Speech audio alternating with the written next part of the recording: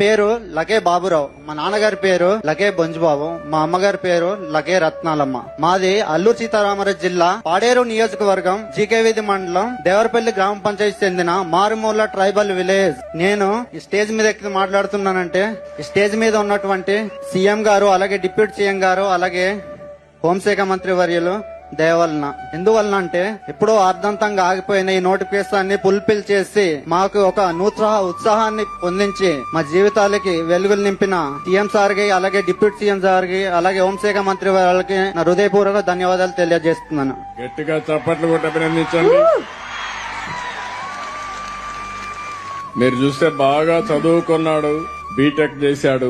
చేసిన తర్వాత out sourcing పని కూడా మీరు చూశారు. కాఫీ గింజలన్నీ కూడా ఎక్కడికక్కడ పనిచేసే పరిస్థితికి వచ్చాడు. పట్టుదల వదిలిపెట్టలేదు, ఉడుం పట్టుబట్టాడు. ఈ రోజు నచ్చిన ఉద్యోగం పోలీస్ కానిస్టేబుల్ ఉద్యోగం వచ్చింది.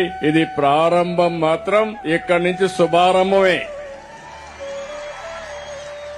మళ్లీ నువ్వు పోలీసు ఉద్యోగం గాని ఏ ఉద్యోగమైనా ఉన్నత స్థాయికి రావాలి. వస్తావా? నమ్మకమేనా?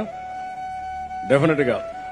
నాకు ఇంతటి ప్రోత్సహిస్తున్నటువంటి రాష్ట్ర సీఎం నారా చంద్రబాబు నాయుడు గారికి, అలాగే డిప్యూటీ సీఎం పవన్ కళ్యాణ్ గారికి, అలాగే హోంశాఖ మంత్రి వాళ్ళ అనిత గారికి నమస్కారం తెలుపుతూ ముగిస్తున్నాను. నేను మనస్ఫూర్తిగా అభినందిస్తున్నా. ఉద్యోగం వచ్చినా ప్రజల్ని మర్చిపోలా. మా ఊర్లో రోడ్డు సమస్య ఉంది సార్, అది పరిష్కారం చేయమని అడిగాడు.